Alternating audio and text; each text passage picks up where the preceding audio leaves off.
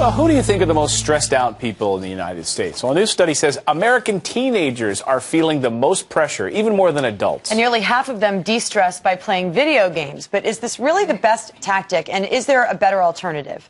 Elvie Richter is the author of Fire Blue. It's a novel targeted to young teens, and she joins us now. Good morning. Nice to see you. Thanks for joining us. So there was a study done by the American Psychological Association. They started it back in 2007. And essentially what they found out, they focused this year on teens, and they found out that teens on a 1 to 10 point scale say that their stress level is 5.8 compared with adults 5.1. Is that unusual, do you think?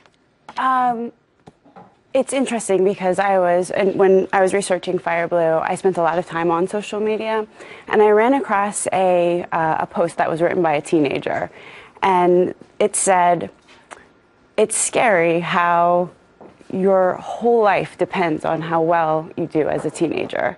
And I remember I just sat back in my chair and I just thought about the weight of those heavy words. And if only they knew that, it really doesn't. It doesn't matter if you're popular in high school. And teens are starting to rely on these sedentary activities to de-stress, not to get out there. We hear it as an adult, get out there and exercise because it really lowers your stress level. Go to the gym. Teens, though, sitting down and just grabbing their Xbox. That's true.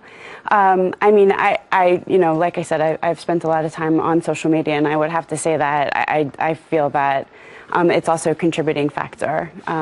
Social media distorts reality. It's such a fairy tale. Nobody posts pictures of themselves, selfies with spinach in their teeth. Right. So it'd be really easy for a teen to get the idea that they're supposed to effortlessly grow up or be a perfect princess. And if they're not, that could be really stressful. I mean, well, we hear about these stories of, the cyberbullying and young kids killing themselves because they can't take the pressure and the pain of seeing, themselves being attacked by their friends at school, or I guess their frenemies at school, and that type of thing.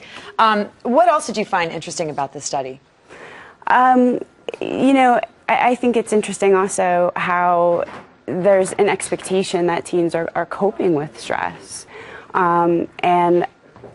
Like I said, I wrote a book about this, so I'm in no means an expert, but in the research that I did in writing the book, I found it interesting that we expect teens to be able to cope with stress when it's really a mental skill. It takes a lot of practice.